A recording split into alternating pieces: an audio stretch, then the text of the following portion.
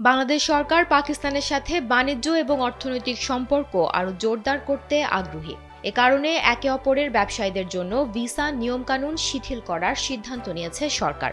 এ পদক্ষেপের মাধ্যমে উভয় দেশের সম্পর্ক আরও শক্তিশালী হবে বলে আশা করছেন তারা। বাংলাদেশে নিযুক্ত পাকিস্তানের হাই কমিশনার ইকবাল হোসেন খান বলেছেন, বাংলাদেশ ও পাকিস্তানের ব্যবসায়ীদের জন্য ভিসা প্রক্রিয়া সহজ করা হচ্ছে।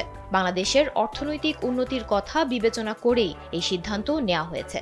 তিনি আরও বলেন, বাংলাদেশ সরকার পাকিস্তানকে মধ্য এশিয়ার দেশগুলোর সঙ্গে যোগাযোগের একটি গুরুত্বপূর্ণ পথ মনে করে। লাহোরের Gujrat chamber of commerce and industry GTCCI-তে স্থানীয় ব্যবসায়ীদের সঙ্গে মতবিনিময়কালে